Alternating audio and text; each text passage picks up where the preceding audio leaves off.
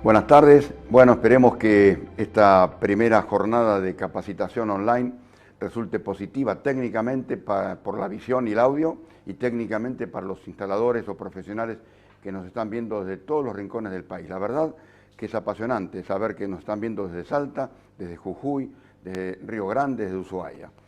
Nos vamos a dedicar en esta hora y media, esperemos que nos alcance, a hablar sobre la nueva resolución que sacó la SRT. La SRT es la Superintendencia de Riesgos del Trabajo, el día 28 de abril del corriente año. Es una nueva resolución, la número 900, que trata de la nueva mecánica que tienen que poner en práctica los profesionales que hasta ese momento se ocupaban de medir la puesta a tierra. Esto es una novedad, ha generado bastante barullo en el mercado, porque obviamente lo que se venía haciendo hasta ahora no servía prácticamente para nada. Entonces, vamos a mostrar en la primera placa lo que estamos queriendo decir en el curso. Es el protocolo, así se titula la resolución, para la medición de puesta a tierra y la verificación de la continuidad de las masas. Así la tituló la SRT. La está dictando el ingeniero Carlos Galicia, que soy yo. Guillermo Snapper fue la persona que estuvo en las charlas previas, que es el impulsor de todo esto. Y acá lo que vamos a mencionar, todo lo que digamos, está, digamos, de alguna manera respaldado con la interpretación de los conceptos que están incluidos en la reglamentación para la ejecución de instalaciones eléctricas en inmuebles de la EA. Todo lo que digamos tiene el respaldo de la reglamentación de la EA. Bueno, seguimos avanzando con las diapositivas. Acá simplemente me presento yo como ingeniero electromecánico, egresado en 1970 de la Facultad de Ingeniería de Buenos Aires. Acá hay algunos mails, hay algunas páginas web de mi propiedad, simplemente poniendo antecedentes para que la gente sepa, aquellos que no me conocen, que deben ser la mayoría.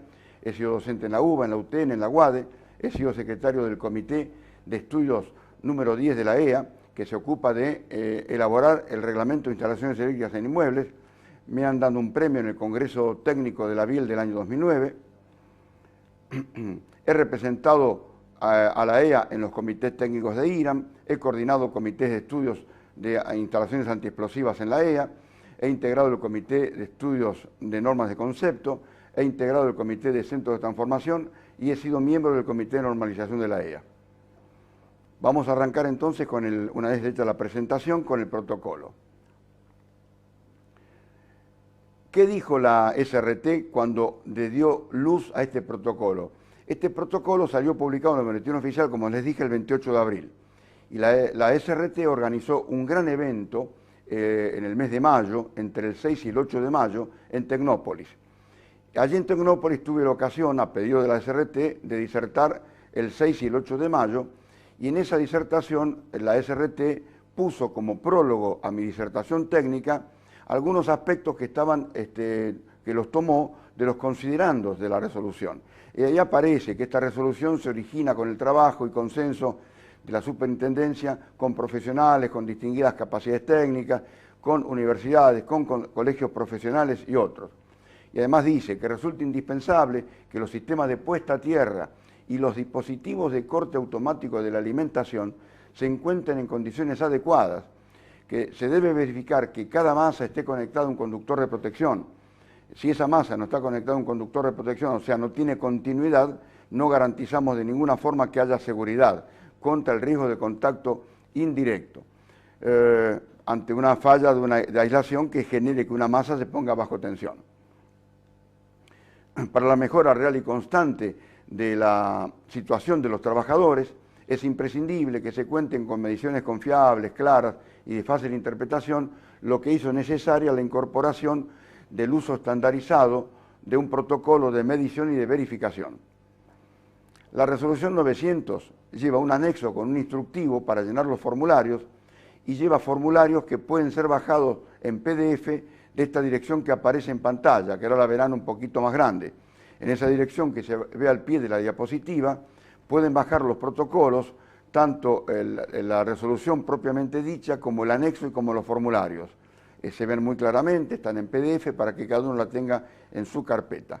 La dirección web de la SRT es www.srt.gov.ar.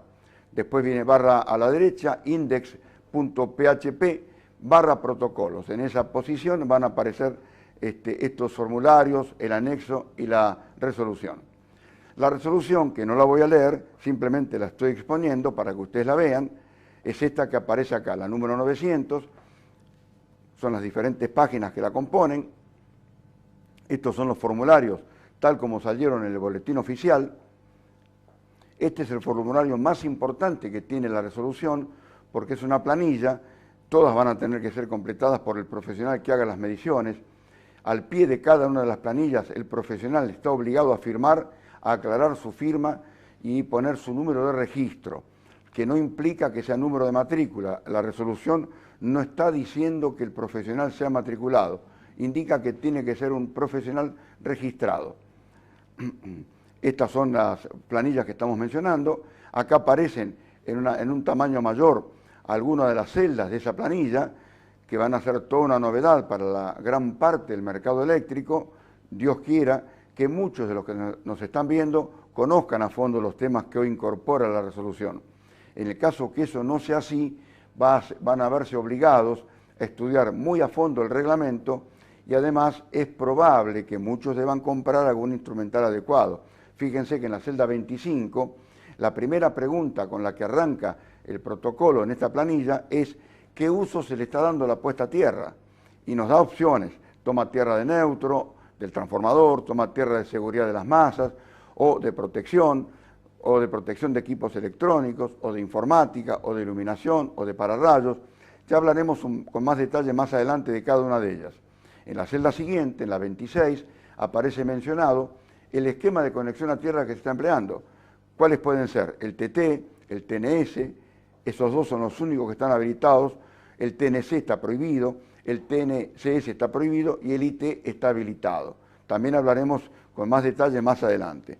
Después nos dice que pongamos cuál es el valor de la puesta a tierra que hemos medido en ohm, si cumple o no cumple, gran problema. Después aparece que digamos si el circuito de puesta a tierra es continuo y permanente. Con eso nos está diciendo si cada una de las 50 masas, de las 20 masas, de las 500 masas que tenga el establecimiento, a cada una de ellas le llega un conductor de protección, y si ese conductor de protección está conectado a esa masa, en un extremo, y en el otro extremo si está conectado a la barra de puesta a tierra del tablero, barra que a su vez estará vinculada con el electrodo de puesta a tierra de la instalación, si el esquema es TT, con un conductor de puesta a tierra que también debe verificarse su continuidad. Después, en la celda siguiente, en la número 30, la planilla pregunta si el circuito de puesta a tierra tiene la capacidad de carga para conducir la corriente de falla y una resistencia apropiada. Eso es un tema que tenemos que verificar, que obviamente nadie lo está haciendo hoy por hoy, como tampoco el tema anterior. Para eso tendremos que ir a algunas tablas que el reglamento nos da, o eventualmente aquellos que sean más especializados pueden usar la tabla o alguna fórmula que el reglamento también nos brinda. Las últimas dos celdas son las más importantes de la planilla. En realidad todas son importantes, pero acá es donde se termina de definir la calidad de la instalación de protección contra los contactos indirectos. Acá nos pregunta la celda 31 si la protección contra contactos indirectos utiliza un dispositivo diferencial, utiliza un interruptor automático o utiliza un fusible. La palabra o las palabras dispositivo diferencial están queriendo reemplazar al interruptor diferencial. ¿Por qué? Ustedes cuando hacen instalaciones domésticas, ahí emplean solamente interruptores diferenciales. Pero cuando emplean protecciones diferenciales en instalaciones de potencia, plantas industriales, grandes centros comerciales, los interruptores diferenciales que usamos a nivel doméstico están limitados a 125 amperes de corriente nominal y a 500 miliamperes o a 1000 miliamperes en algunos casos de corriente diferencial. Pero en el ámbito industrial tenemos que llegar a veces con protecciones de 5 amperes diferenciales, de 10 amperes diferenciales, de 20 amperes diferenciales y eventualmente con instalaciones de 2000, 3000 amperes de corriente de trabajo. Por lo tanto, por eso empleamos la palabra dispositivo diferencial para englobar a todos. Y cuando decimos interruptor automático y decimos fusible, ya tenemos que anticipar que en las viviendas, en los locales comerciales o en las oficinas, que son lugares donde trabajan o actúan sobre las operaciones personal no capacitado, en esos lugares no se puede usar interruptor automático ni fusible para proteger los contactos indirectos. ¿Eso a qué se debe? En principio, a que esas instalaciones tienen que estar conectadas con la red eléctrica que alimenta a esos locales mediante el esquema TT. Y en el esquema TT, como diremos más adelante, la corriente de falla es demasiado baja para que pueda ser vista o sea detectada por un interruptor automático o por un fusible. Por esa razón, en esas instalaciones solamente podemos emplear protección diferencial de 30 mA en todos los circuitos terminales y de 300 mA en el tablero principal si queremos proteger ese tendido que va desde el tablero principal hasta el tablero seccional. Y la última posición, la última celda, la 32, esa celda pregunta si el dispositivo de protección empleado puede desconectar en forma automática la alimentación para proteger la protección contra los contactos indirectos. Y dice, ¿sí o no?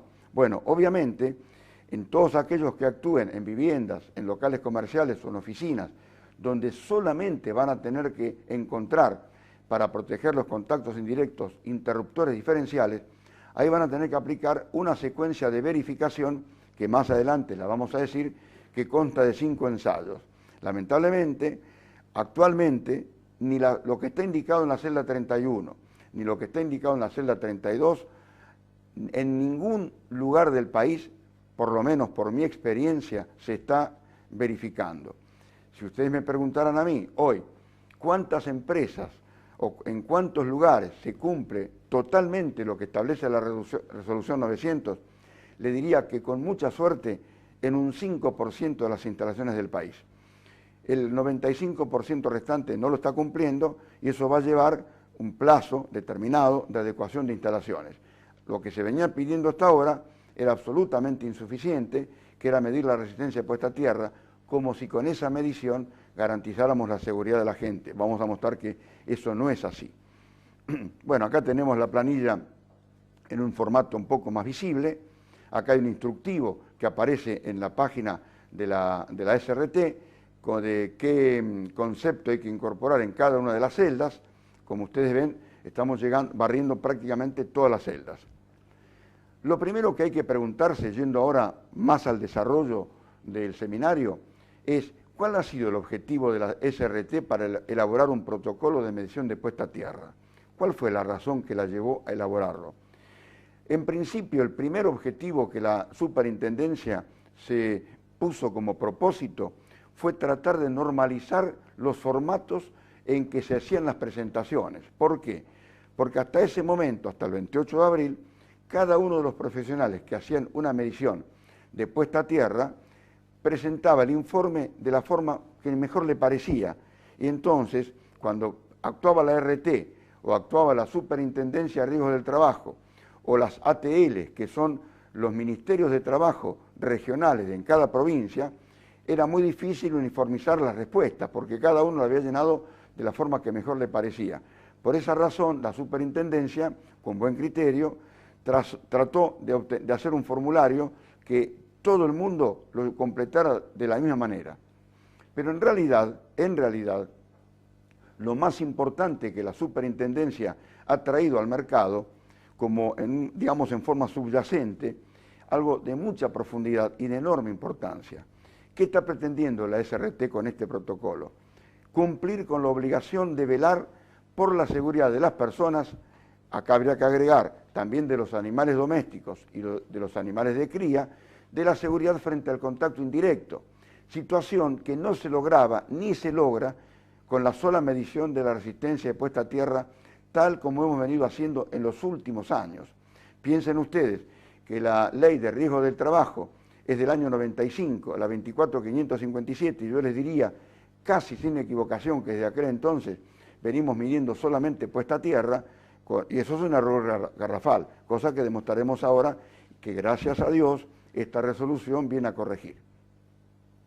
El protocolo, tal como se ha planteado en esta resolución, es lo que siempre se debió haber hecho, siempre, que es tratar de obtener seguridad frente a los contactos indirectos mediante la desconexión automática de la alimentación. ¿Qué es la desconexión automática de la alimentación? Lo explicaremos en unos minutos.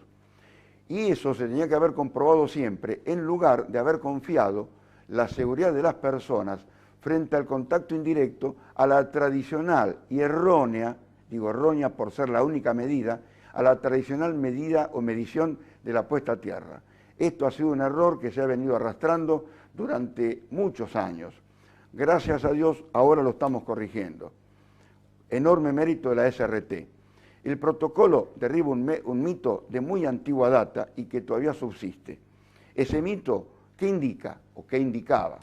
Indica o indicaba que con conectar a tierra una masa eléctrica se protegía a las personas o a los animales domésticos contra los contactos indirectos que tocaran esas masas, ya que se quería hacer creer que la tensión de contacto, por el solo hecho de tener la masa puesta a tierra, la tensión de contacto sería nula o muy baja.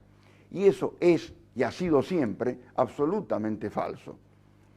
Vamos a demostrar que con la sola existencia de la puesta a tierra y que con la sola medición de la resistencia de puesta a tierra, no se genera seguridad por sí mismo.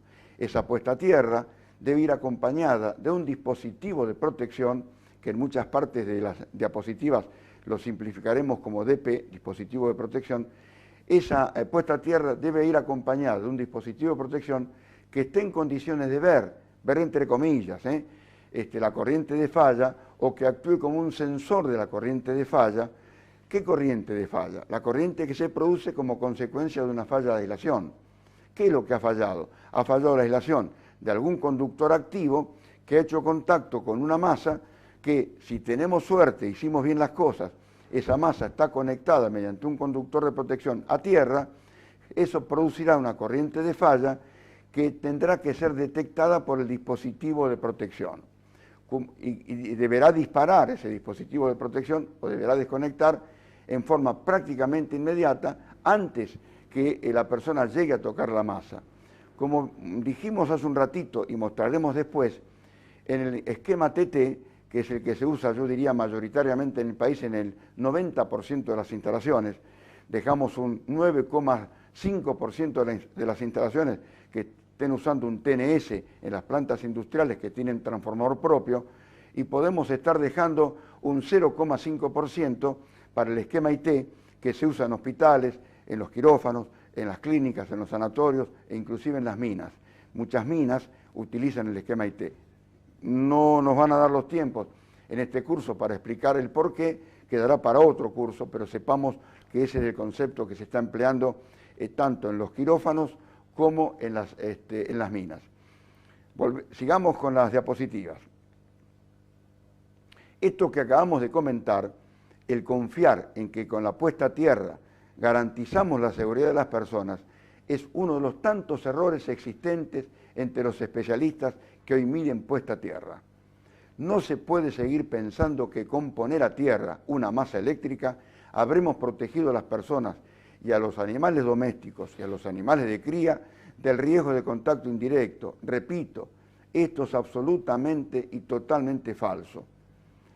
Lo que realmente va a salvar a esa persona de la muerte por un choque eléctrico es la desconexión automática de la alimentación antes que se produzca el contacto de esa persona o de ese animal con la masa que tomó tensión.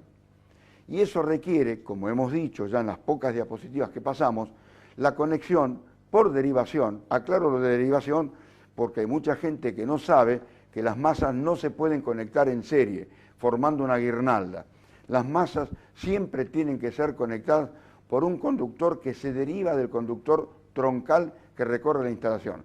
Eso requiere la conexión por derivación del conductor de protección que estará conectado a tierra siempre y que estará conectado con las masas, coordinando a ese conductor de protección con un dispositivo de protección que detecte la corriente de falla de aislación y abra el circuito. Una pregunta bastante elemental que para muchos podrá ser una novedad es la siguiente. Si hay algún veterano mirándonos, espero que haya muchos, la pregunta que yo les hago es esta. ¿Qué pasaba en nuestra niñez, en la mía, que ya soy un súper veterano, y la de muchos de ustedes, cuando en sus casas no había diferenciales, no había interruptores termomagnéticos, no había conductores de protección, no había puestas a tierra, ni tomacorriente de 13 pigachatas, no había. ¿Qué hacíamos en esos años?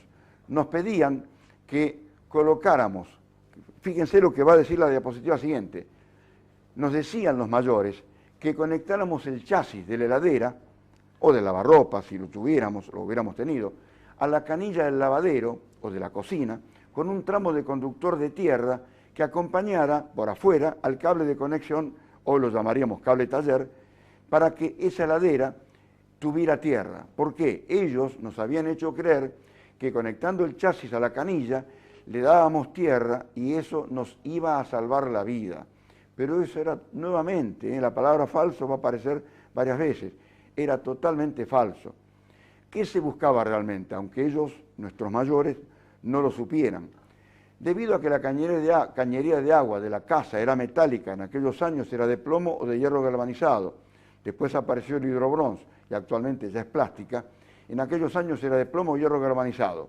La red de agua corriente de la calle también era metálica, era de enorme extensión y estaba enterrada, con lo cual con esa red obteníamos una instalación de puesta a tierra de muy baja resistencia. ¿Eso qué nos permitía? Era acceder a una excelente resistencia de puesta a tierra por lo baja, de forma tal que la corriente de falla que se pudiera producir por una falla de aislación en la heladera iba a ser circular por ese conductor que habíamos tendido por fuera del cable taller, iba a hacer circular por ese conductor una corriente lo suficientemente elevada como para fundir el fusible, que en aquellos años era el único dispositivo de protección que teníamos en los tableros, los famosos tapones. Lo que realmente estábamos buscando era que ese fusible se fundiera, pero nadie nos lo decía. Simplemente nos decían, conecta a tierra que te vas a salvar. No, yo me salvaba si el fusible se fundía. Esa medida de protección era la más importante y era la más importante medida de protección contra los contactos indirectos, aunque nunca se nos dijo, inclusive no se nos dijo, ni en la escuela técnica, yo soy electrotécnico, ni en la facultad. Nunca se nos, a mí por lo menos, yo egresé en el 70, nunca se me definió en la facultad que la protección principal contra los contactos indirectos era la protección por el corte o la desconexión automática de la alimentación. Nunca. Eso lo aprendimos leyendo el reglamento de la EA del año 87 y lo aprendimos mucho más leyendo el reglamento del 2002 y el actual, el que rige, que es el del 2006. La pregunta que hay que hacerse ahora es, ¿qué se venía haciendo hasta ahora, hasta antes de que apareciera la resolución 900, en los temas vinculados con la seguridad eléctrica? ¿Qué se venía haciendo? Fíjense lo que nos dice la otra diapositiva que ya les pongo en pantalla. Prácticamente lo único que se medía era la resistencia de puesta a tierra, que la vamos a simbolizar en muchas de las diapositivas que aparezcan, como RPAT, significa resistencia de puesta a tierra. Lo único que se medía era la resistencia de puesta a tierra de cada uno de los distintos electrodos que erróneamente existían dispersos en la instalación. Hemos comprobado a lo largo de los 40 años, yo me recibo en el 71, en el 70, estamos en 2015, 45 años de profesional, he recorrido cientos de instalaciones, tanto ejecutadas por mí como auditadas por mí, en la que hemos encontrado enorme cantidad de instalaciones con muchísimos electrodos dispersos. ¿Eso está bien o está mal? Está mal. No puede haber electrodos de puesta a tierra dispersos por la instalación. Ahora lo vamos a explicar en un ratito. El hecho de medir la resistencia de puesta a tierra en cada uno de esos electrodos o en un electrodo, si la planta tuviera uno solo, garantizaba que esa persona no recibiera una descarga eléctrica provocada por un contacto indirecto. No garantizaba en absoluto eso. Ni lo garantizaba antes ni lo garantiza ahora. Nunca lo garantizó. Lamentablemente, muchos han convivido con la idea de que poner a tierra esa masa eléctrica ya les daba garantía. Eso, como les vuelvo a decir, no garantizaba antes ni garantiza ahora. Aunque aquellos que lo solicitaban, la medición, y aquellos que ejecutaban la medición, supuestamente creían que sí. Creían que cuando medían esa puesta a tierra, que les daba un valor, supuestamente, inferior al máximo permitido por el reglamento que esos profesionales empleaban en sus verificaciones, creían que dejaban a la instalación medianamente segura porque los valores estaban por debajo de los máximos. no era así, lamentablemente no era así. No lo sabían los que lo pedían, no lo sabían los profesionales que hacían las mediciones, por lo tanto hemos vivido, yo diría, no sé la palabra que se puede emplear, dentro de una burbuja que podía ser considerada una burbuja llena de falsedades, de mentiras, como quieran ustedes llamarlas. Por suerte, con este nuevo documento hemos resuelto este tema. Lo que se estaba haciendo era cometer un error gigantesco en esto que se venía haciendo, que demostraba un gran desconocimiento entre aquellos que se ocupaban de este tema. Por esta razón es que resulta tan importante la nueva resolución de la SRT. ¿Cuál es el objetivo de seguridad que se persigue o que se busca con esta nueva resolución? Asegurarse que en caso de una falla de aislación en cualquier equipo eléctrico, sus masas no presenten tensiones de contacto peligrosas, para lo cual se debe lograr la desconexión automática de la alimentación en un tiempo muy corto que la misma reglamentación de la AEA fija. Las letras R, A, E, A están simbolizando, para achicar un poquitito el texto, las palabras reglamentación de instalaciones eléctricas de la AEA.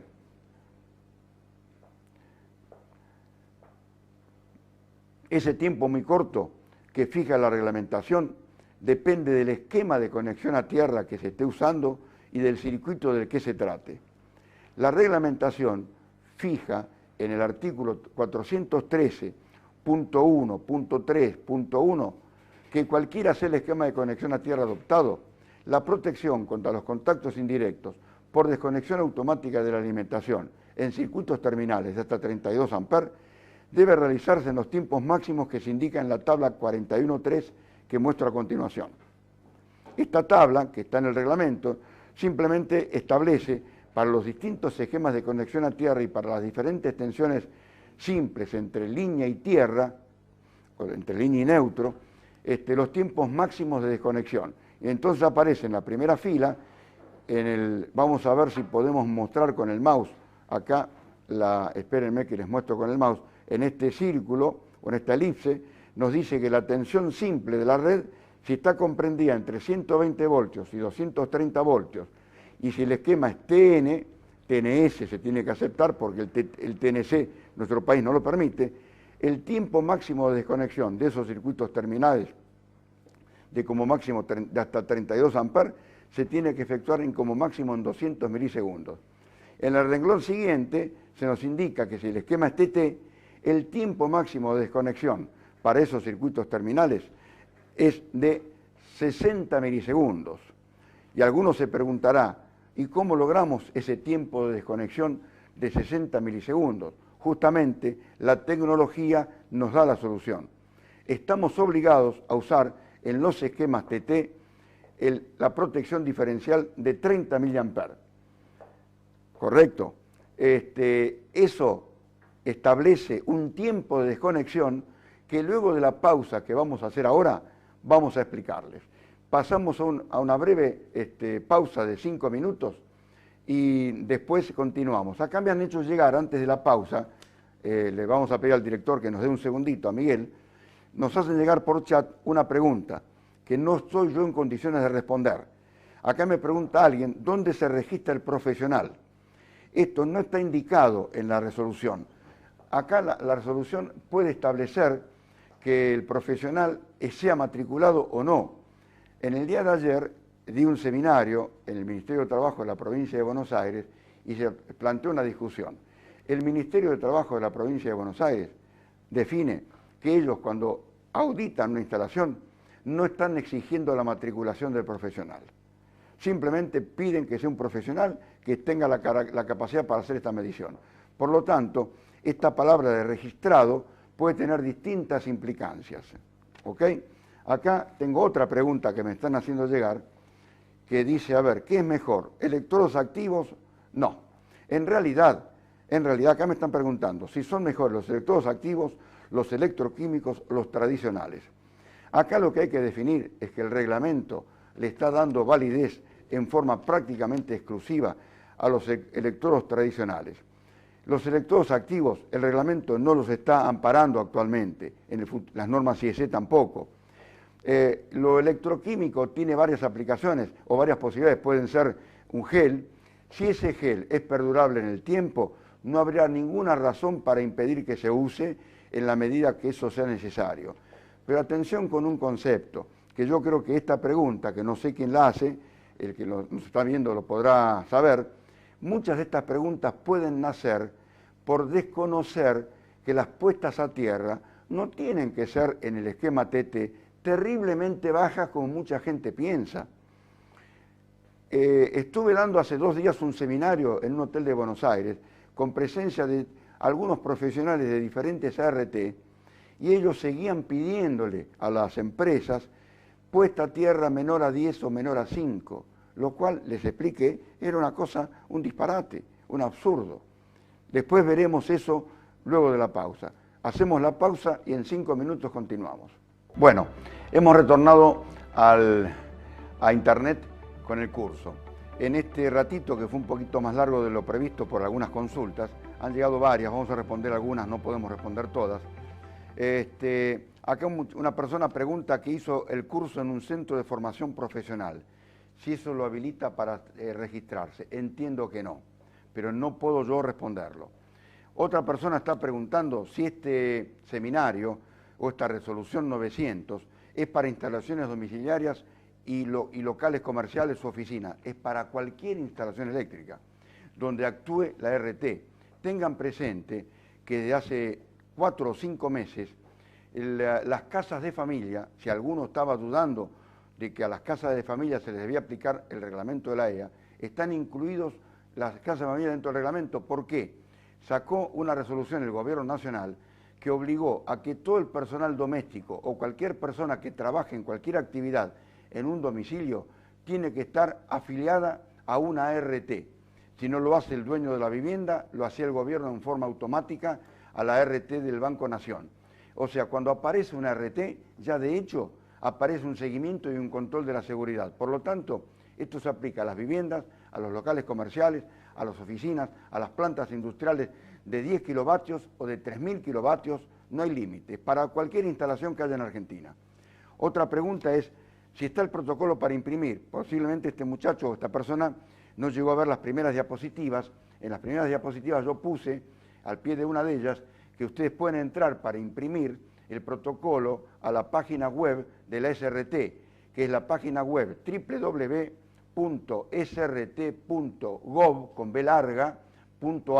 Y ahí van a encontrar en algún lugar de la pantalla un texto que dice protocolos. Cuando cliquean aparecerá el protocolo de puesta a tierra y otros. Es cuestión de bajar este. Acá me preguntan cada cuánto se debería verificar el sistema de puesta a tierra. En realidad, el cada cuánto, el reglamento puede decir lo que el reglamento desee, pero las empresas están pidiendo, y la resolución lo indica, una verificación anual. La resolución está indicando que esta verificación debe ser anual. Las ART lo están pidiendo anualmente y lo seguirán pidiendo anualmente. Una diferencia que tiene esta resolución con lo que se venía haciendo hasta ahora en otro aspecto es que hasta ahora se pedía que el instrumento que se usaba, el telurímetro, para medir la resistencia de puesta a tierra, tenía que tener una certificación de no más de 12 meses de antigüedad. Esa obligación desapareció. Simplemente hay que mostrar que existe una certificación del instrumento, nada más. No importa si fue ayer o hace 3 años. Esa es la situación actual. Otro muchacho pregunta, no es necesaria la varilla puesta a tierra. No sé qué quiso decir. Yo quiero pensar que está pensando este muchacho, esta persona, en un electrodo cilíndrico que responde a la norma IRAN 2309, que nos da electrodos de 5 octavos hasta más arriba, 3/4, inclusive de media, con diferentes longitudes, de acero, con 250 micrones de cobre, con formación electrolítica de ese cobre, que en el mercado tenemos. Uno de nuestros auspiciantes, FAPSA, es uno de los mejores electrodos que tiene el mercado, normalizado y certificado. Ese tipo de electrodo normal para cualquier instalación que trabaje en TT. No hace falta grandes electrodos, no se enloquezcan. Bueno, sigamos con el detalle del curso. En la última diapositiva que habíamos mostrado, que ahora la tendremos que poner en pantalla, había quedado planteado, cuando Miguel, el director, nos la ponga, ahí la tenemos, había quedado planteada una cuestión, que en el esquema TT, como ustedes ven acá, en la fila segunda, esperen que el mouse me ayude, esto no es fácil esta cuestión. En la fila donde aparece el esquema TT y me dice que con las tensiones de servicio monofásicas de nuestras instalaciones, que son de 220 voltios, que están dentro de este rango, en el esquema TT el tiempo máximo de desconexión de cualquier circuito terminal de hasta 32 amperes se debe realizar en menos de 60 milisegundos. Y yo preguntaba antes del corte, ¿y cómo garantizamos ese tiempo? Muy fácil, como los circuitos tienen que tener protección diferencial, y en esos circuitos la protección diferencial debe ser de 30 mA, el reglamento nos indica que para verificar la seguridad tenemos que utilizar los valores de los tiempos de disparo que los diferenciales tienen cuando están recorridos por 5 veces la corriente diferencial. Si yo les preguntara ahora a los, no sé, 300 o 400 concurrentes a este evento, ¿cuántos milisegundos debe demorar un diferencial en disparar? Es muy probable que más de la mitad o más de la 3/4 parte de los concurrentes cometan un error típico de nuestro mercado. ¿Sabe qué van a responder la gran mayoría de los que nos están viendo? Que un diferencial debe disparar en 30 milisegundos. Y ese dato es otro dato falso de la realidad, que yo no sé quién lo ha impuesto en el mercado. Ese dato viene de una viejísima norma europea de los años 80, que nunca fue tomada por la norma de los diferenciales actuales. La norma que rige los diferenciales es la norma IEC 61008, esto no es para que un instalador la vaya a comprar, simplemente para que lo sepan, que lo que decimos tiene un respaldo normativo. La norma IEC 61008 establece cómo se deben ensayar los diferenciales, sin importar la corriente diferencial, si es de 6 mA, de 10 mA, de 30, de 100, de 300 o de 500. La norma llega hasta 500. Hay un par de empresas, Siemens y Schneider, que hacen diferenciales con el mismo formato hasta 1000 mA. Esa norma dice que un diferencial debe recibir 5 ensayos. El primer ensayo es que no debe disparar con la mitad de la corriente diferencial. O sea, uno de 30 no debe disparar con 15 mA ni con menos de 15 mA. Primer ensayo. Segundo ensayo, se lo debe ensayar aplicándole los 30 mA en una sola aplicación, y se debe verificar que el diferencial dispare en menos ¿de cuánto? En menos de 300 milisegundos. Y la respuesta de muchos de ustedes, en sus casas, en sus oficinas, seguramente fue 30 milisegundos, lo cual es un error que han venido arrastrando desde hace muchísimos años. No importa quién lo hizo, quién lo cometió ese error, si la escuela técnica, si el centro de formación profesional, si la facultad de ingeniería o algún fabricante que les dio algún curso y les dijo que disparaban en 30 milisegundos. No, la norma les dice que un diferencial tiene hasta 300 milisegundos de tiempo para disparar cuando está recorrido por su corriente diferencial nominal. 30 mA, si está recorrido por 30 mA, debe disparar con máximo en 300 milisegundos. La norma también nos pide estos dos ensayos. ¿En qué tiempo dispara cuando está recorrido por el doble de su corriente diferencial? O sea, cuando está recorrido uno de 30 mA por 60 mA. ¿En qué tiempo la norma dice que debe disparar y que debemos verificar? Debe disparar en menos de 150 milisegundos. Y la norma también me dice que debo comprobar en qué tiempo dispara cuando le aplico 5 veces su corriente diferencial nominal. O sea, uno de 30 mA le hago circular en una sola aplicación 5 por 30, que son 150 mA, y ese diferencial debe disparar en menos de 40 milisegundos. Es el tiempo más corto que la norma IEC 61008 nos dice que un diferencial debe tener como tiempo de disparo. Y acá, si nosotros hacemos alguna encuesta en el mercado, yo les garantizo que mucho más que la mitad del mercado nos va a repetir 30 milisegundos, lo cual es un disparate.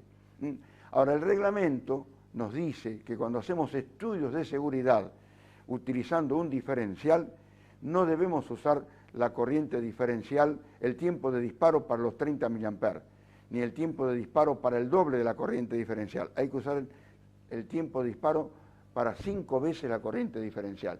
Y fíjense en la tabla que está en pantalla, que ahora la vamos a ampliar cuando Miguel haga el clic correspondiente. Fíjense en la última fila que aparece. Dice que cuando se emplea protección diferencial no se debe considerar el tiempo de apertura a I delta N, o sea, a 30 mA, si fuera de 30 mA, sino a 5 veces I delta N. Por lo tanto, como el diferencial, cuando está recorrido por 5 veces I delta N, va a disparar en menos de 40 milisegundos, y el tiempo máximo que nos permite el reglamento para desconectar el circuito averiado es de 60 milisegundos, como ustedes están viendo allí en esta celda que tengo marcada acá, estamos cubiertos con la protección diferencial. En el esquema TNS, el reglamento nos dice que se admiten tiempos de desconexión que no superen los 5 segundos. Ustedes dirán, ¿cómo 5 segundos? Claro, 5 segundos para circuitos que no sean los que acabamos de decir. Recién dimos los tiempos para los circuitos terminales de hasta 32 amperes. Para cualquier otro circuito que no esté cubierto, que no sea esos que acabo de mencionar, o que sean circuitos seccionales. ¿Cuáles son los circuitos seccionales? Los que van de un tablero a otro tablero. En esos casos, en ambos casos, el reglamento nos permite retardar el disparo en el esquema TNS hasta en 5 segundos. ¿Con qué objetivo nos permite eso el reglamento? Acá lo dice este artículo, lo pongo acá con el mouse, a ver si lo podemos señalizar, acá está. ¿Por qué el reglamento nos dice eso?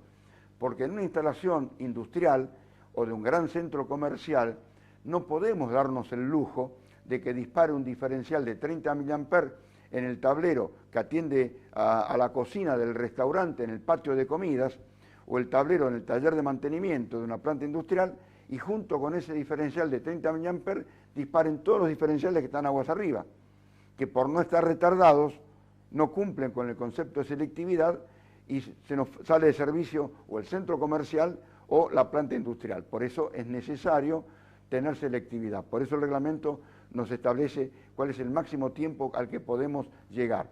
No vamos a explicar acá la selectividad porque no es el objetivo de esto. En otro programa, en otro evento que hagamos online lo diremos.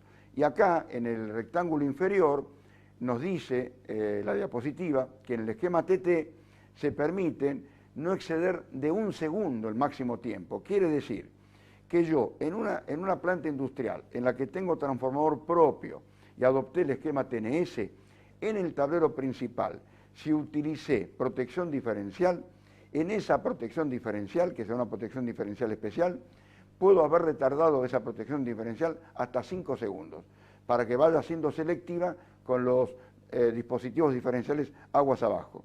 Pero si estoy en un esquema TT, sea domiciliario o sea industrial, el tiempo máximo que va a tener que tener la protección diferencial que yo ponga en el tablero principal no debe exceder 1 segundo. Ya que aclaremos que en las viviendas, en los locales comerciales y en las oficinas, la máxima protección diferencial que el reglamento nos permite emplear es 300 mA, recomendando el reglamento que esa protección diferencial sea selectiva. ¿En qué lugar va esa protección diferencial? Debería ir, cuando corresponda, en el tablero principal. ¿En qué casos? Cuando el tablero principal es metálico, o cuando la canalización entre el tablero principal y el seccional es metálica, o cuando el tablero seccional es metálico, en el tablero principal estoy obligado a poner protección diferencial. Si pongo de 30 mA como única protección diferencial, lo puedo hacer, pero ante una falla en cualquier circuito sale de servicio toda la vivienda. Lo recomendable es poner 2 o 3, si fuera el caso, diferenciales de 30 mA en el tablero seccional y un diferencial de 100 mA o de 300 mA selectivo, que están en nuestro mercado, en el tablero principal. Con lo cual, ante una falla en un circuito interno de la casa, actuará el diferencial de 30 mA, que es instantáneo, sin que dispare el diferencial de 100 o de 300 selectivo que puse en el tablero principal. ¿Cómo se produce la desconexión automática de la alimentación? Como ya lo dijimos en algunas diapositivas anteriores, coordinando la actuación de un dispositivo de protección, que ya dijimos que para el TT no es otro que un dispositivo diferencial, con la instalación de los conductores de protección conectados a tierra. en el esquema TT están conectados a tierra, o con la instalación de conductores de protección conectados al punto neutro del tablero que está puesto a tierra. No confundir conectado a tierra, como dice la diapositiva en el TT, con la conexión del conductor de protección al neutro, que está a la tierra, pero está conectándose al neutro. Bien, sigamos con la siguiente diapositiva. ¿Cuáles son los dispositivos de protección adecuados para lograr la desconexión automática de la alimentación? Los dispositivos de protección deben ser elegidos, como dijimos en otra diapositiva, en función del esquema de conexión a tierra empleado. En el esquema TT, los dispositivos de protección permitidos, exigidos, son únicamente las protecciones diferenciales. No puede haber una protección termomagnética para protegernos de los contactos indirectos, ni un fusible, solamente protección diferencial. En cambio, en el esquema TNS, los dispositivos de protección permitidos son algunos de los tres que aparecen en la diapositiva.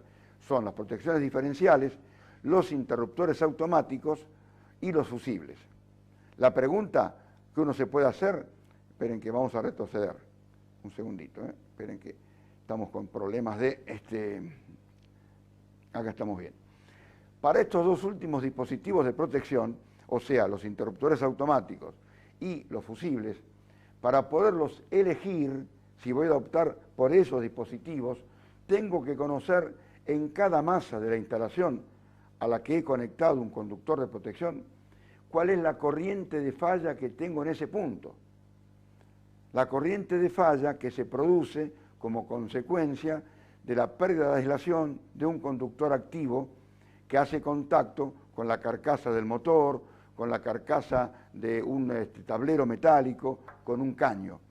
En esos casos hay una falla, una corriente de falla de muy alto valor, porque el esquema al ser TNS se comporta prácticamente esa corriente de falla como un cortocircuito, pero yo no puedo poner alegremente un fusible de cualquier calibre o un interruptor automático con cualquier ajuste en el tablero para que vea la corriente de falla. Tengo que saber cuál es el valor de esa corriente de falla, para lo cual ese valor o bien lo calculo a nivel de proyecto, o lo calculo una vez que está la planta terminada, si tengo los planos, el recorrido, la longitud, el tipo de material, la sección y demás, o bien, si no tengo esos elementos, tendré que usar un instrumento, que los hay en el mercado, que nos permiten medir muchísimos parámetros, entre ellos corrientes de cortocircuito, corrientes de falla, la impedancia del lazo de falla, funcionamiento de los diferenciales y una multitud de otras cosas. Hasta ahora, cambio de tema, se tenía en cuenta en las instalaciones eléctricas que no podían existir, que no debían existir varios electrodos de puesta a tierra dispersos en la instalación y sin conectar entre ellos y sin estar conectados a tierra entre ellos. Prácticamente nunca se tuvo en cuenta este tema. Hoy, cuando ustedes concurran a cualquier planta industrial, se van a encontrar una enorme cantidad de electrodos dispersos en la planta. Un electrodo al pie de un tablero metálico, un electrodo al pie de un motor, un electrodo al pie de una máquina, un electrodo al pie de una central telefónica, un electrodo al pie de una central de computación. ¿Eso está bien o está mal? No está bien, está pésimo, está prohibido. Solamente eso se podría permitir si esos distintos electrodos de puesta a tierra estuvieran vinculados entre sí y conectados a tierra, con lo cual podríamos decir que esos electrodos de puesta a tierra están equipotencializados. Esperen que el mouse me dé bolilla, acá tenemos. Podríamos decir que esos electrodos, al estar interconectados entre ellos y conectados a la barra principal de puesta a tierra, están equipotencializados. Ahora, lamentablemente, eso nunca se verificó, ni se está verificando. Obviamente, eso va a generar un trabajo, cuando la planta sea importante, quizás de 2 o 3 meses, o quizás más. La existencia de estas puestas a tierra dispersas, no vinculadas, ni conectadas a la barra principal de puesta a tierra, del tablero general, o del tablero principal de la instalación, es un atentado contra la seguridad y están prohibidas. Todas las instalaciones eléctricas tienen que tener sus masas eléctricas y las masas que no son eléctricas, que en el reglamento las hemos llamado masas extrañas. Una masa extraña es un caño de agua, una masa extraña es un caño de vapor, una masa extraña es un caño de aire comprimido, una masa extraña es una columna metálica de un tinglado metálico, una masa extraña es una bandeja portacable metálica, es masa extraña y no masa eléctrica porque por dentro de la bandeja solamente pueden discurrir cables del tipo subterráneo para llevar energía que están considerados por el reglamento como doble aislación. Todas esas masas que yo acabo de mencionar son masas no eléctricas, masas extrañas. Todas tienen que estar conectadas a un conductor de equipotencialidad conectado a tierra o, si el conductor de equipotencialidad no existiera, por lo menos al conductor de protección. El concepto de tener conductor de protección por un lado y conductor de equipotencialidad por otro no es un concepto que haya sido adoptado todavía por nuestros instaladores. Se puso en marcha o en vigencia con la reglamentación de la EA del 2002 y luego reforzado con la del 2006. Pero hay mucha gente que eso no lo conoce. Ahora, la pregunta que uno se puede hacer es, ¿quién es el responsable de que ocurran esas anormalidades y que generan tanto peligro y que violan el reglamento de la EA? Son varios los responsables. El personal de mantenimiento, que ante no conocer el reglamento pone una jabalina en cualquier lugar, instaladores, que tampoco conocen el reglamento, proveedores de máquinas, que en muchos casos son proveedores de máquinas que tienen un alto contenido electrónico, y ellos piden en general una jabalina al pie de la máquina para supuestamente que no existan ruidos eléctricos en el funcionamiento de la máquina, y eso es un disparate. No le están dando seguridad a la instalación en función de tener una instalación sin ruido, cuando para eso hay otras soluciones, que también explicaremos en otro momento. Acá yo perdí la imagen en esta pantalla, no sé si tenemos imagen en el exterior. Yo voy a seguir conversando hasta que aparezca la imagen en el monitor que transmite la imagen al exterior. Ahí apareció. ¿Quién más es puede ser una persona responsable de estas falencias? Los profesionales de la electrónica, que nos piden, donde hay una central telefónica, una jabalina para la central telefónica. Los profesionales de la informática, que nos piden una jabalina para la central de cómputos. Aquellos que hacen UPS, que nos piden una jabalina específica y dedicada para la UPS. Eso está mal. Los proyectistas, que no conocen, no se pueden pedir electrodos dedicados. La instalación tiene que tener una sola puesta a tierra y de ese electrodo de puesta a tierra saldrán un conductor de puesta a tierra hacia, si es un TT, hacia la barra de tierra del tablero, desde la cual saldrán muchos conductores de protección a los muchos circuitos que tenga la instalación. Si el esquema fuera TNS, no existe una puesta a tierra de protección, existe una puesta a tierra de servicio, que es la que pone a tierra el neutro del transformador, y allí el puente normalmente se hace en el tablero principal. En el tablero principal se recibe el conductor neutro o el cable de neutro desde el transformador, se puede recibir en esa barra de neutro la tierra de servicio y esa barra de neutro se puentea con otra barra, con otra planchuela, con la barra de puesta a tierra de protección.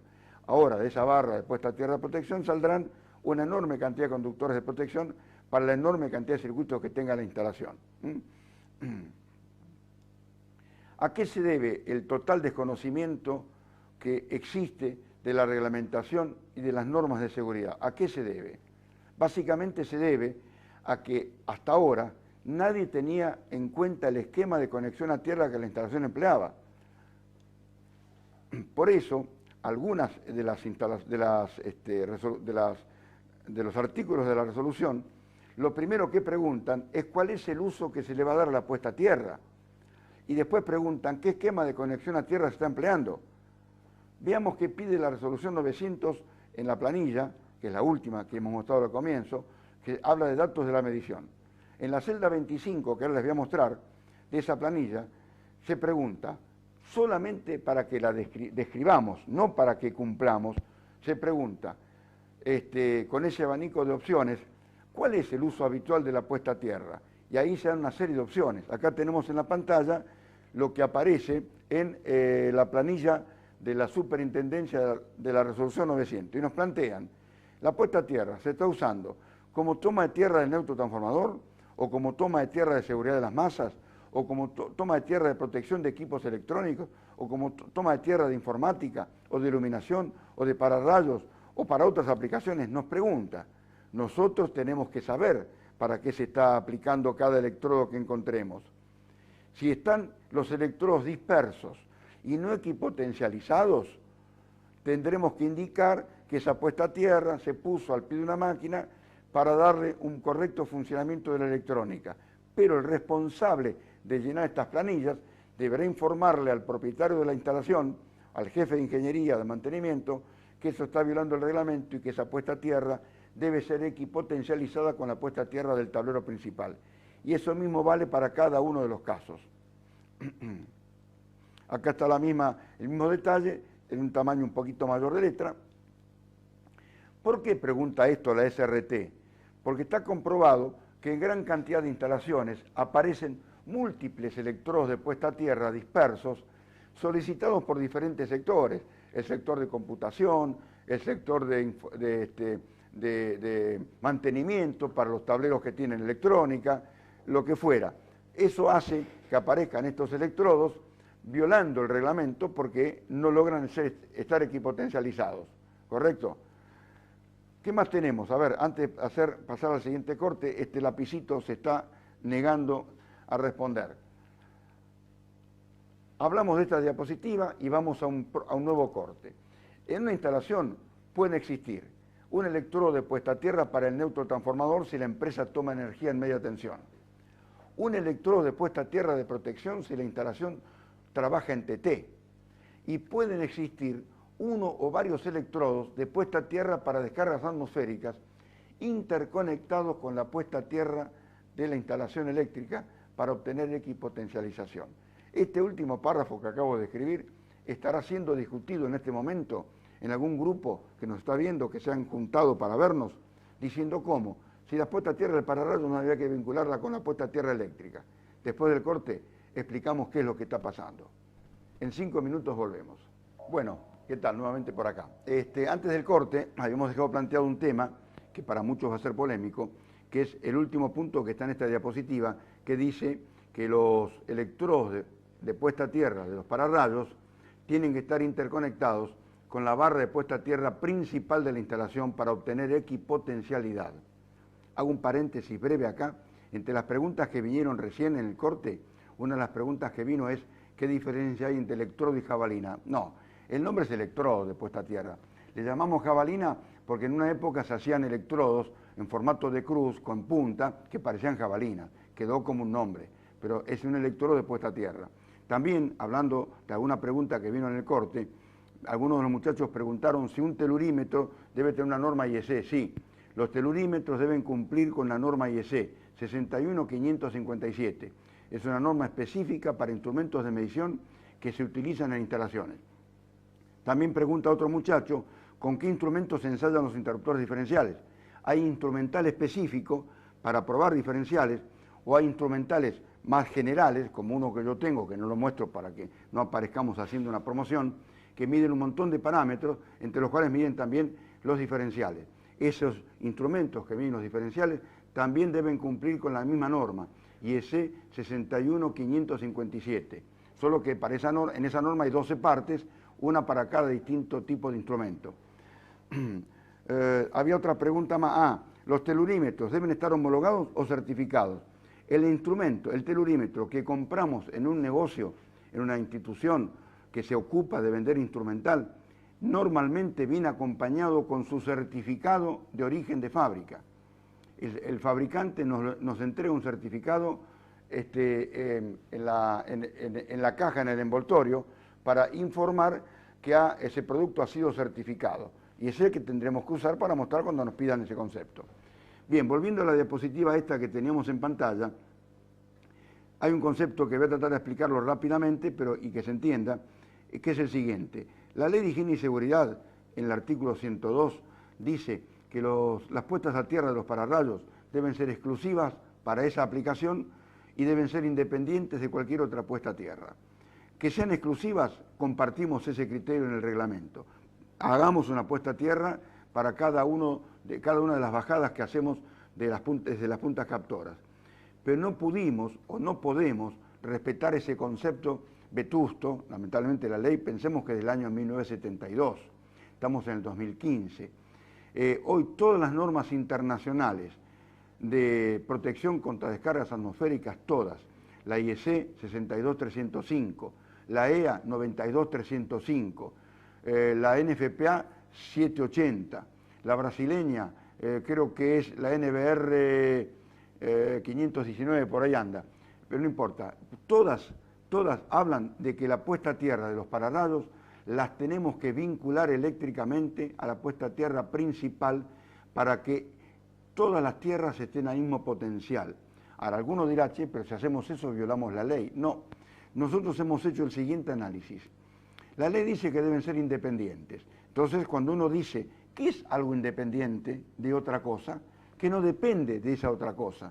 Entonces, si yo vinculo la puesta a tierra de los pararrayos con la puesta a tierra de protección de la instalación eléctrica, estoy haciendo una vinculación, ¿ok?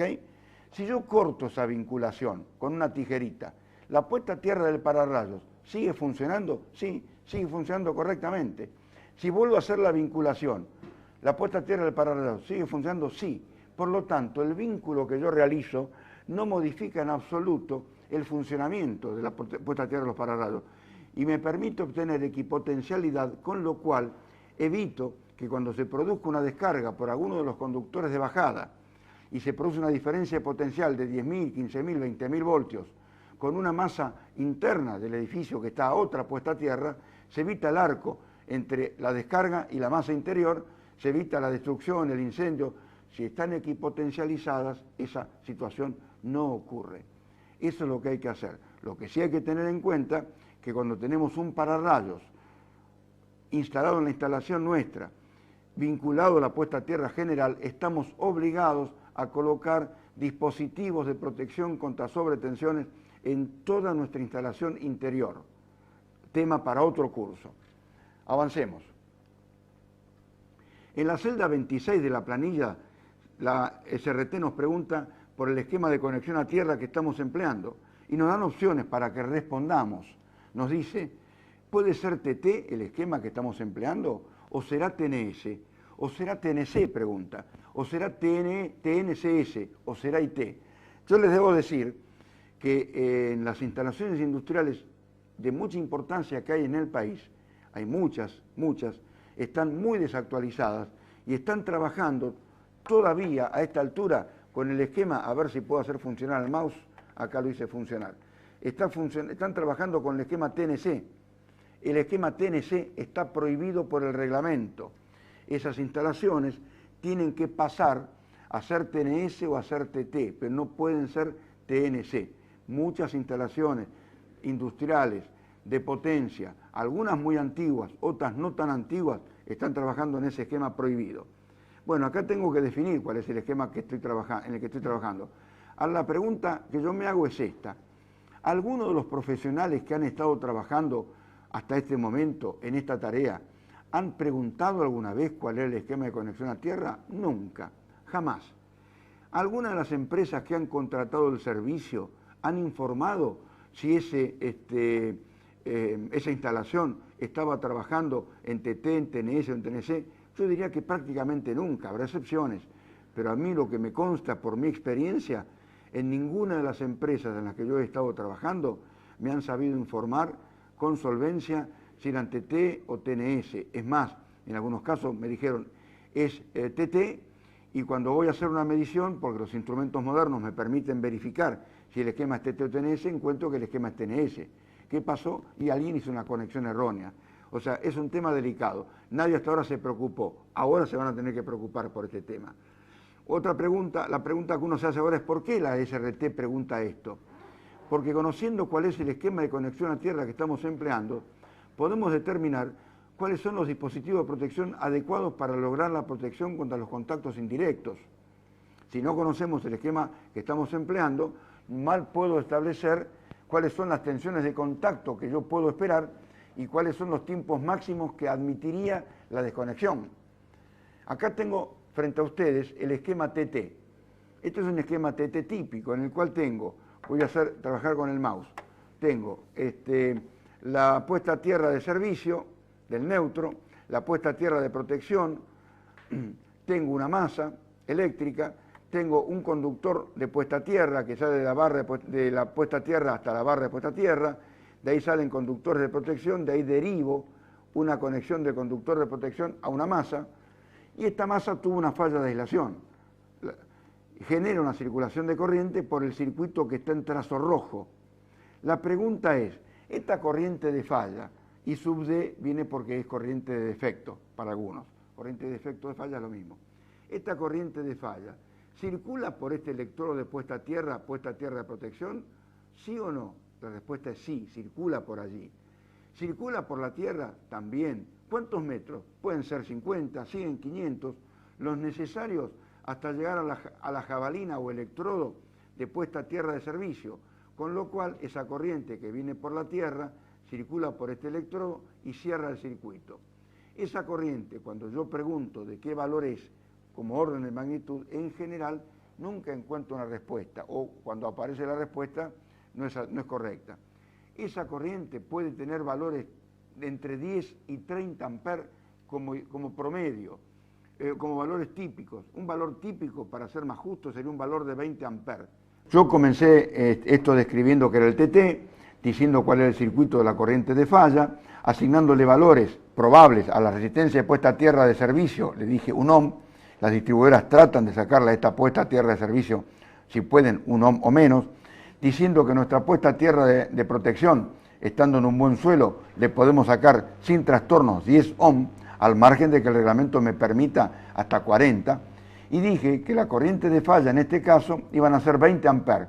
¿Y por qué dije que iban a ser 20 amperes? Porque desprecié la impedancia interna del transformador porque es muy pequeña, la de los conductores que son muy pequeñas, la de la falla porque es 0, porque consiguió la falla franca, la del conductor de protección que es muy pequeña, y me quedo con la puesta a tierra de protección que da 10 más la puesta a tierra de servicio que me da 1, 220 voltios dividido 11 me da 20 amperes. Esos 20 amperes circulando por la puesta a tierra de protección generan una caída de tensión en la puesta a tierra de 200 voltios. Esos 200 voltios, ¿dónde quedan aplicados? Al fondo del suelo, a donde también están aplicados los pies de la persona, y están aplicados a la carcasa, que toma 200 voltios de potencial. 200 voltios que toma la persona de contacto cuando toque la carcasa. Son mortales.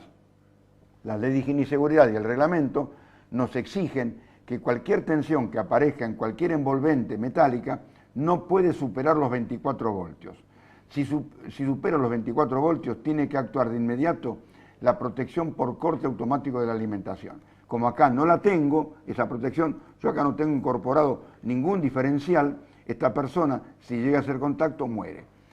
Ese es el concepto que tiene que quedar claro, que la puesta a tierra sola no alcanza. Es ese mito que hemos mencionado más temprano, que hay que terminar de derribar. Eso también pone en evidencia que el 90% de las instalaciones de alumbrado público que tenemos en nuestro país son instalaciones peligrosas. ¿Por qué razón? Porque ninguna de ellas, o muy pocas de ellas, tienen protección diferencial.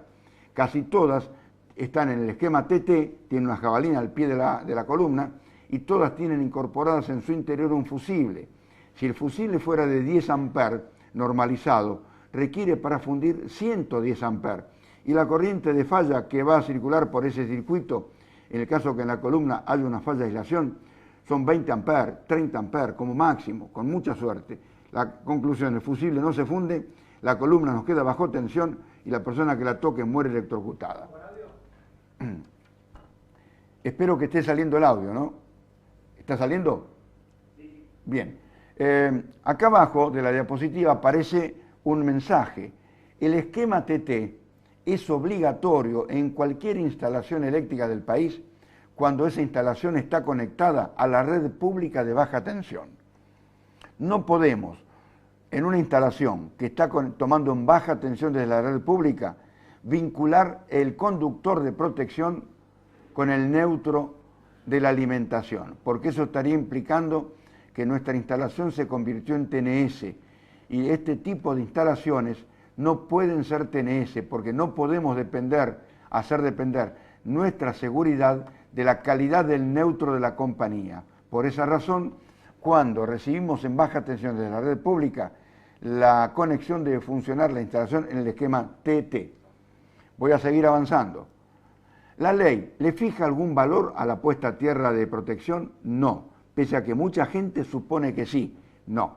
Lo que la ley hace es fijar un valor máximo a la tensión de contacto. La tensión U sub T, T de touch en inglés, se llama tensión de contacto presunta. La ley nos obliga a que ese valor no sea superior a 24 voltios. Eso es lo que nos dice la ley. Esos 24 voltios que la ley dice son de alterna o de continua. Bueno, la ley no los distingue. Lamentablemente, por lo mismo que dijimos antes, por ser la ley tan antigua, no hizo una evaluación en aquellos años si debía ser alterna o continua. Debemos saber simplemente como información hoy que la tensión más peligrosa es la tensión alterna, hasta 4 veces más peligrosa que la tensión continua. ¿Qué valores se fijan para RA y RB? Bueno, para RA ya dijimos, la reglamentación en el esquema TT nos fija máximo 40 ohm si tenemos un diferencial de con máximo 300 mA. Y para RB, la reglamentación fija algún valor que no lo vamos a explicar en el curso de hoy, pero que lo van a poder leer probablemente en el informe que yo he presentado en la revista Electroinstalador de julio y de agosto. Además, la resolución pide saber que no excedamos el valor de la U sub T. Obviamente, no puedo excederme de los 24 voltios. ¿Qué pide el protocolo? Fíjense lo que dice al pie de la diapositiva. Medir la resistencia de puesta a tierra de protección, medir la continuidad de los diferentes conductores de protección y medir la continuidad del conductor de puesta a tierra. Hay que distinguir qué es conductor de protección y qué es conductor de puesta a tierra. Conductor de puesta a tierra es el conductor que arranca desde el electrodo o jabalina y que termina llevando tierra a la barra de puesta a tierra del tablero. Y todos los conductores, verde y amarillo, que arranquen desde esa barra de puesta a tierra hacia los diferentes circuitos, son conductores de protección. La resolución pide medir la resistencia de la puesta a tierra de protección, cuando estamos en TT, la continuidad de los conductores de protección y del conductor de tierra. Acá tenemos la puesta a tierra de protección y acá tenemos los conductores de tierra y de protección. Acá nos pide verificar, además, si estamos en TT, nos pide verificar el dispositivo de protección de P que proteja de los contactos indirectos, que no puede ser otro que un interruptor diferencial. Por eso dibujé un toroide, supuestamente, para indicar que en ese circuito tiene que haber un interruptor diferencial que nos proteja de los contactos indirectos.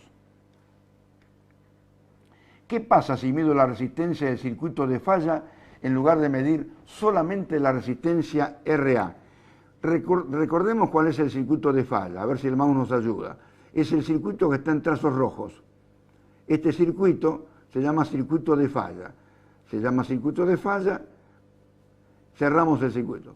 Si yo midiera la resistencia de ese circuito y nos diera, supongamos que tengo un diferencial de 300 mA en la instalación, y yo sé que no debo superar los 40 ohm en esta resistencia. Ahora, si yo mido el circuito de falla y el circuito de falla me dio 20 ohm, ¿yo qué puedo afirmar? Que en ese circuito de falla he medido la suma de todas las resistencias pequeñas de los elementos conductores, más el valor de la puesta a tierra de protección, más el valor de la puesta a tierra de servicio. Si el valor resultante me dio 20 ohm, yo en la planilla que debo confeccionar diré puesta a tierra medida menor a 20 ohm, método de medición, medición del lazo de falla, con lo cual queda claro que podemos dejar de medir la puesta a tierra específica con el telurímetro para poder medir la resistencia del circuito de falla, ¿correcto? Que de paso nos está midiendo en este caso la continuidad.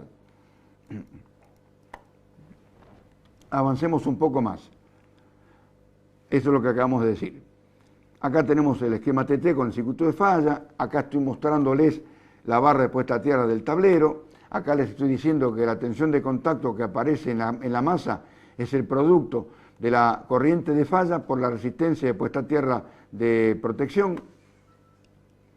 Acá tengo el mismo esquema TT, los colores un poquito más realzados, el mismo concepto, y paso al esquema TNS. En el esquema TNS, ustedes se dan cuenta que es un esquema utilizado en un 10% apenas de las instalaciones del país. Solamente la usan aquellos que tienen instalaciones que toman en media tensión o aquellos que han incorporado un transformador en su instalación para reducir de baja a baja, para en el secundario adecuar el esquema a un TNS, porque venían de un TT.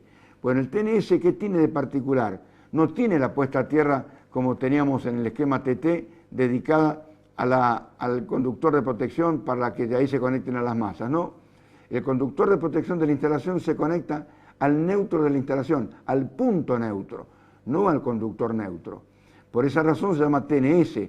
La primera T porque está conectado el neutro a tierra. La segunda letra, que es una N, porque las masas están conectadas al neutro. ¿Pero al neutro dónde? ¿Al conductor o al borne neutro? Al borne neutro, porque hay dos conductores separados, uno para neutro y otro para PE. Por eso está la S, conductores separados. El TT se llama TT porque tiene, vamos a volver para atrás, una puesta a tierra para el neutro, tierra de servicio, la primera T, y una segunda puesta a tierra, la segunda T, para la puesta a tierra de protección. Eso es TNS, TT. El TNS, ese que vimos recién, lo tengo acá. La resistencia de puesta a tierra, RB, que tengo acá abajo, ¿participa del circuito de falla cuando hay una falla en baja tensión? No. Esta resistencia no participa del circuito de falla. La corriente de falla se cierra por conductores metálicos, no por esa puesta a tierra. Por lo tanto, la corriente de falla es de muy alto valor. Por esa razón puedo usar en el esquema TNS fusibles o interruptores automáticos. Ahora, si esta resistencia de puesta a tierra no participa del circuito de falla, ¿por qué razón la estamos midiendo todos los días, los que miden puesta a tierra, sin saber lo que están midiendo, e informando que cumple porque está midiendo menos de 10 ohm, de acuerdo a la norma IRAN 2281-3? Sepamos que los 10 ohm ya no existen más y que para las instalaciones de puesta a tierra lo único que hay que utilizar es el reglamento de instalaciones eléctricas de la EA. Este valor de resistencia de puesta a tierra tiene que ser un valor mucho más bajo por otras razones.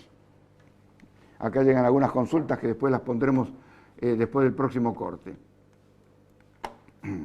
Sigamos un poquito más. ¿Cuál es la tensión de contacto en el esquema TNS?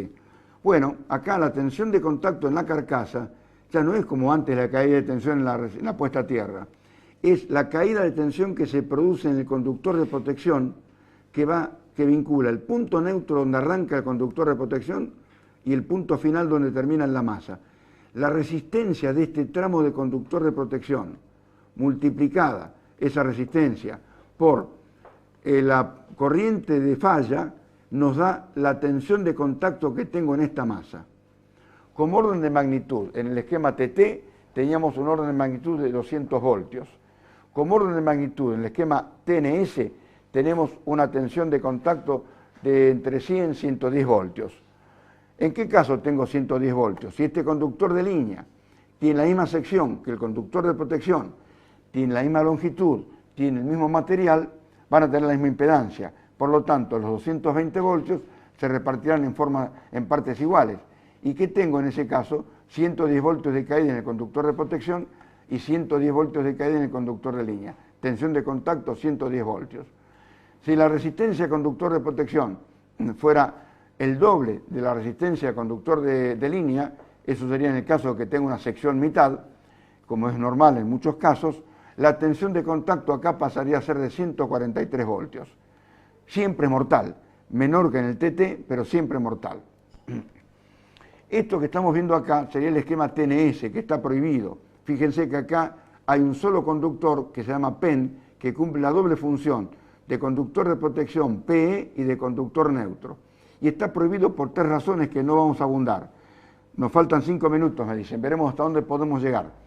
Las razones por las cuales están prohibidos es que en este esquema TNS los interruptores diferenciales no detectan los contactos indirectos. Van a detectar que una corriente de 10 amperes entra por él y una corriente de 10 amperes sale por él. No detecta diferencia de corriente, no funciona el diferencial para los indirectos. Que en este esquema TNC, si se llega a cortar este conductor PEN, nos deja la carcasa de esta masa, de esta carga, a 220 voltios. Y además, al estar conectada esta carcasa al conductor neutro siempre, y como el neutro es siempre transportador de corrientes de desequilibrio, en ese neutro siempre tengo alguna diferencia de potencial que termina aplicada a la carcasa.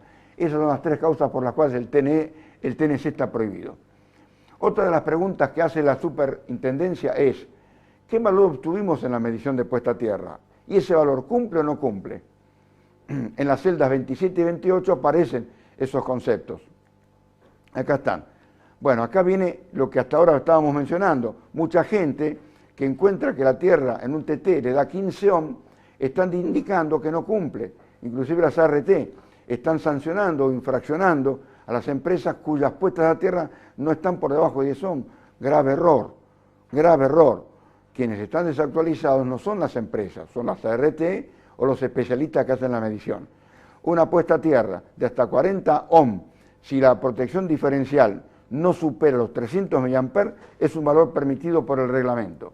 Para el TT, las respuestas a estas preguntas en general son incorrectas y por eso nos encontramos que dan algunos como válidos 10 ohm, otros piden 5 ohm y hay quienes piden 1 ohm. Totalmente disparatado todo esto. Mi reflexión es esta, muchachos, los que nos están viendo. Hay que actualizarse. Aquellos que miden puesta a tierra se tienen que actualizar, hay que leer el reglamento. Aquellos hombres de higiene y seguridad se tienen que actualizar, hay que leer el reglamento. No quedarse enganchados con conceptos de hace 30 años. ¿Por qué estas respuestas en general son incorrectas? Una razón es porque no se pregunta qué esquema de conexión a tierra se está empleando. Y otra de las preguntas es porque se recurre a las normas IRAN de puesta a tierra que no se pueden aplicar en las instalaciones. Lo que podemos aplicar de IRAN en las instalaciones son todos los productos, el electrodo o jabalina, el conductor verde y amarillo, el conductor desnudo cuando lo empleemos, los productos. La parte de puesta a tierra la tenemos que estudiar y analizar con lo que dice el reglamento de la EA. Otra causa de por qué esto anda mal es porque los especialistas, entre comillas, no conocen la reglamentación vigente y siguen empleando la vieja reglamentación AEA que ya está dada de baja, la del año 87. El valor que hoy se permite, como dijimos, es máximo 40 ohm en el TT, siempre que se haya empleado un diferencial de 300 mA como máximo. Si hay que emplear diferenciales de mayor valor, habrá que reducir proporcionalmente, como indica esta tabla, la resistencia puesta a tierra. Fíjense, si uso un diferencial de 300 mA, la puesta a tierra máxima es 40 ohm. Si uso un diferencial de 100 mA, la puesta a tierra máxima es 40 ohm, permitida. Si uso un diferencial de 30 mA, la puesta a tierra máxima es 40 ohm. Ahora, si uso un diferencial de 1 ampere, la puesta a tierra máxima son 12 ohm ahora. Si uso un diferencial de 10 ampere, la puesta a tierra máxima es de 1,2 ohm.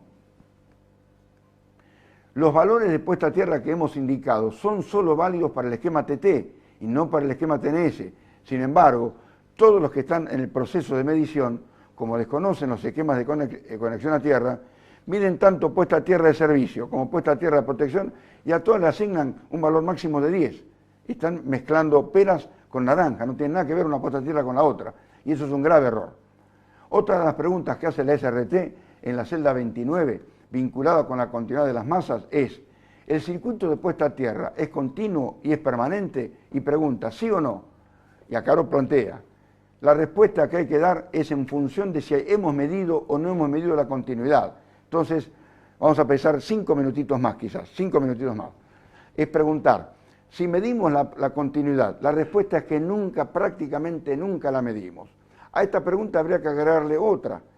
¿Verificamos la continuidad de los conductores equipotenciales? Tampoco. Nunca verificamos la continuidad de los conductores equipotenciales porque en muchísimas instalaciones, en la gran mayoría, no se han conectado las masas extrañas a tierra. O sea, no existen conductores equipotenciales. Para medir la continuidad, la reglamentación AEA exige que hay que emplear instrumentos que cumplan con la norma IEC 61557-4, que son adecuados para esa función, y que entregan 200 mA y una tensión que no sea inferior a 4 voltios o que no supere los 24 voltios, sea en continua o sea en alterna. Acá tengo un ejemplo de verificación con un instrumento. Voy a la barra de tierra, pongo una punta del conductor con su punta de medición y voy a una masa y verifico si esa lectura me da 0 o no me da 0. Si me da 0, tengo continuidad. Si no me da 0, tengo un circuito abierto. Y acá hago la misma verificación para un conductor de equipotencialidad, tomando un caño C1 que puede ser un caño de agua. Y las últimas dos preguntas que hace, la celda 30 pregunta lo de la continuidad. Me pregunta si el circuito del conductor de protección, que ya comprobé que es continuo, tiene la capacidad para llevar la corriente de falla. Acá hay que responder sí o no. Y yo pregunto, ¿hemos verificado alguna vez la sección de los conductores? Prácticamente nunca. En el esquema TT es muy baja, por eso puedo emplear conductores de una sección inclusive menor que lo que me da la tabla siempre y cuando lo demuestre. En el esquema TNS la corriente es muy alta, pueden ser decenas, cientos o miles de amperes. La respuesta de todas maneras es que esta parte de la resolución nunca se verifica. En este punto el decreto reglamentario ya nos preguntaba estas cosas, no es algo nuevo. Sin embargo, para mucha gente este tema es nuevo, cuando en realidad ya venía desde hace mucho tiempo atrás, desde el año 79 que lo decía el decreto reglamentario. Si ya lo decía aquel decreto en el año 79, ¿cómo podemos asustarnos de que lo plantea ahora la resolución 900? Estaba vigente, estaba en la ley, en el decreto. Acá la reglamentación da una tabla que nos permite seleccionar la sección de los conductores de protección en función de los conductores de línea. Y finalmente, y acá vamos a terminar con estas dos respuestas, la resolución hace dos preguntas más. Acá 5 minutos más. Y después vamos a seguir 5 minutos para las preguntas y respuestas, ¿correcto? Acá la resolución pregunta en la celda 31 si para la protección contra los contactos indirectos hemos utilizado dispositivos diferenciales, interruptor automático o fusibles. Y acá está planteado de la celda. Y después nos pregunta en la celda 32 si el dispositivo empleado puede desconectar en forma automática la alimentación para lograr la protección contra los contactos indirectos. Entonces, acá tenemos que responder si sí o si no. Si el esquema es TT, tiene que haber protección diferencial en toda la instalación, no como ocurre actualmente, que con suerte conseguimos protección diferencial de 30 mA en los últimos tableros, los terminales. Pero ningún tablero aguas arriba de esos tiene protección diferencial. Es una aberración. Una falla de aislación en cualquiera de esos tableros no la ve ningún dispositivo de protección. Si en cambio el esquema es TNS, yo puedo decidir si puedo usar un diferencial, un fusible o un interruptor automático. Solo que allí, ya lo dijimos más temprano, tenemos que tener la precaución, si no usé diferencial, de medir en cada carga, en cada masa, la corriente de falla y asegurarme que el ajuste del disparo magnético o instantáneo del interruptor automático esté un 20% por debajo de esa corriente de falla que he medido, por la tolerancia de los interruptores, o que el fusible pueda fundir dentro de los 5 segundos. Bueno, este es un gran pantallazo que hemos dado a este tema para que todos aquellos que recurren a esta cuestión por primera vez sepan dónde están parados. Estos dos temas, tal como se venía trabajando hasta ahora, nunca han sido evaluados. Con esto hemos terminado y en 5 minutitos volvemos, ¿ok?